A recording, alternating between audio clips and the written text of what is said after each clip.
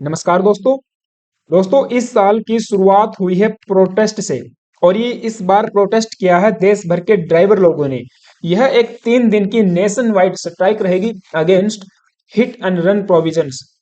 Hit and run cases को लेकर सरकार नए नियम लेके आई है अंडर बीएनएस, दैट इज भारतीय न्याय संहिता 2023, जिसको लेकर पूरे देश भर में हड़ताल शुरू हो चुकी है। और ये 7 लाख कहां से लाएंगे, ये क्या मामला है?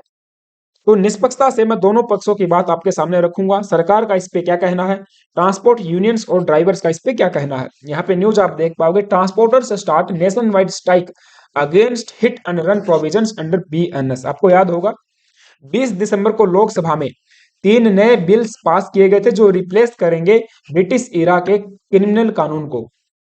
IPC, CrPC and Indian evidence act, इन तीनों को रिप्लेस करके 3 नए कानून देश भर में मिल चुके हैं। आईपीसी को रिप्लेस किया जाएगा भारतीय न्याय संहिता 2023 के द्वारा। सीआरपीसी को रिप्लेस करेगा भारतीय नागरिक सुरक्षा 2023 एंड इंडियन एविडेंस एक्ट की जगह लेगा भारतीय साक्ष्य बिल 2023। हालांकि अभी ये तीनों लागू नहीं हुए हैं, लेकिन पार्लियामेंट से पास हो चुके हैं।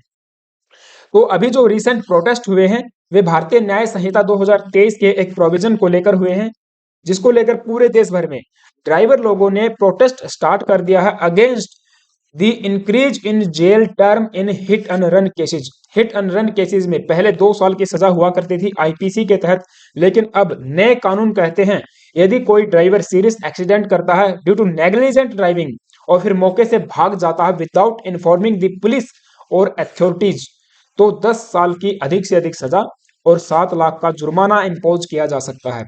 और ऐसा प्रावधान किया है बीएनएस के सेक्शन 1062 में, which addresses situations where the offenders escape from the scene of the incident without reporting it to a police officer or magistrate after the incident.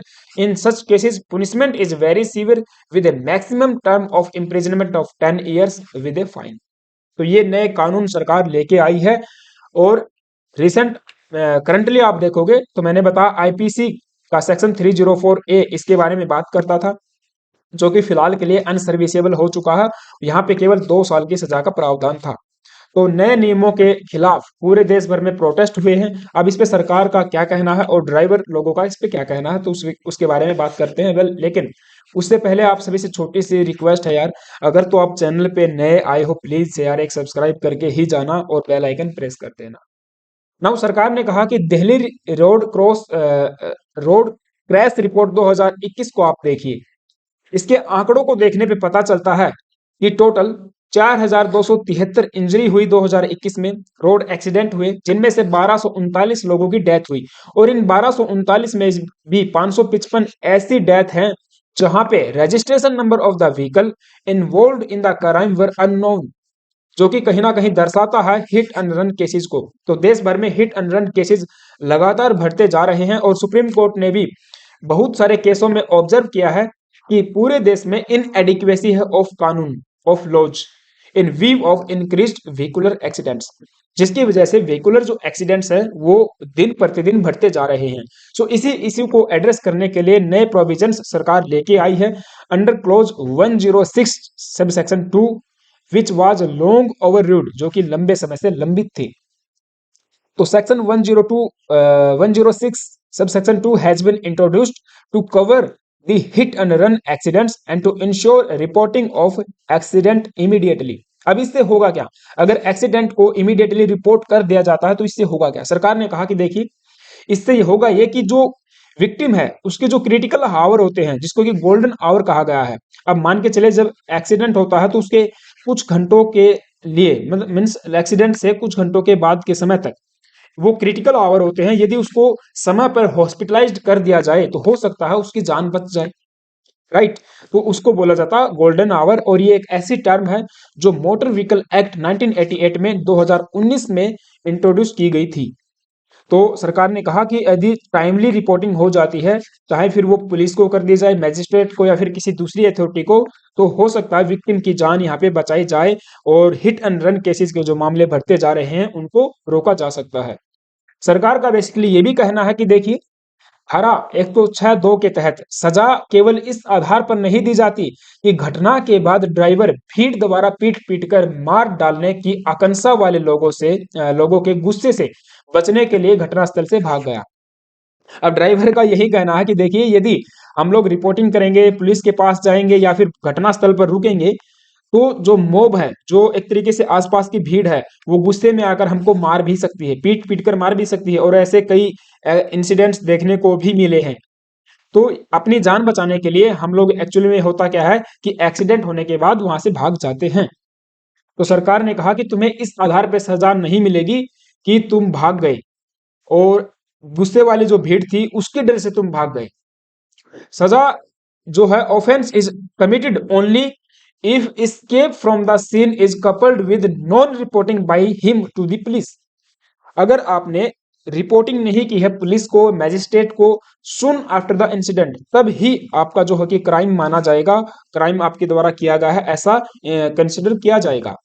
अगर आपने ठीक है एक बार भाग के चले गए हो, तो आप जाके किसी ना किसी पुलिस स्टेशन में या फिर किसी मैजिस्ट्रेट के पास में आप इंफॉर्मेशन दे दीजिए कि ऐसे एक्सीडेंट हो चुका है और अब आगे आप जो कि मामले को संभाल लीजिए।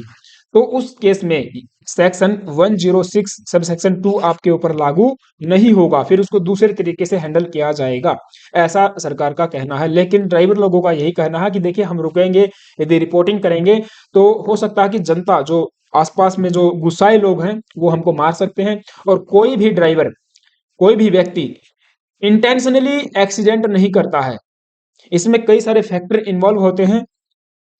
कई बार देखिए, इन्होंने बताया कि फॉग की वजह से भी एक्सीडेंट होते हैं, व्हीकल में कुछ फेलियर हो जाए, ब्रेक फेलियर हो जाए, उसकी वजह से भी एक्सीडेंट हो जाते हैं, राइट। तो उसमें कई फैक्टर इन्वॉल्व होते हैं, कोई भी जानबूझकर यहाँ पे किसी को मारना नहीं चाहेगा। तो ये जो नए कानून आए हैं, इनको ब्लैक लॉ के नाम से भी पुकारा गया है इनके द्वारा। सो यही बोला कि पूर विजिबिलिटी की वजह से भी एक्सीडेंट्स हो सकते हैं, तो इन कानूनों को आप वापस लीजिए, या फिर कम से कम इसमें जो सजा का प्रावधान है और 7 लाख का जो जुर्माना है, वो उसको कम कर दीजिए। ड्राइवर्स ने कहा कि 7 लाख हमारे पास होते तो हम लोग ड्राइवर क्यों बनते, हम कुछ और अपना काम धंधा कर लेते, है ना। तो 7 लाख लाएंगे कहाँ से, क्योंकि वही है ना, फिर जो पेमेंट इनकी होती है वो भी तो कम ही होती है ड्राइवर लोगों की। और अब देखिए, पूरे देश भर में जो ड्राइवर है, जो ट्रांसपोर्टर्स हैं, एक तरीके से ट्रांसपोर्ट यूनियन आप कह सकते हो, ये पूरे देश भर में सामान का जो आवागमन होता है वो इन्हीं के माध्यम से होता है। जो इसेंशियल कमोडिटीज होती हैं वो टाइम पर इन्हीं के द्वारा पहुंचाई जाती हैं। तो हो सकता है कहीं ना कहीं इनकी बात भी सरकार को सुननी चाहिए, राइट। तो दोनों को मिल बैठ के इसके ऊपर बात आई थिंक करनी चाहिए, ये मेरा मानना है। तो दोनों पक्षों की बात मैंने आपको बता दी है। अब आपका क्या ओपिनियन है इसके ऊपर, कि यहाँ पे सरकार सही कह रही है कि कई बार क्या होता है, एक्सीडेंट के बाद ड्राइवर भाग जाता है, उसका पता ही नहीं चलता कि ये एक्सीडेंट किसने किया है, और जो विक्टिम है उसकी फिर यहाँ पे डेथ हो जाती है। और हो सकता है यदि टाइमली रिपोर्टिंग कर दी जाए तो उसमें फिर सजा भी उसको कम मिले और जो विक्टिम है उसकी जान भी बच जाए। तो दोनों पक्षों की बातें हैं यहाँ पे, आपको क्या लगता है प्लीज से मुझे कमेंट बॉक्स में बताना। Thank you guys, have a nice day.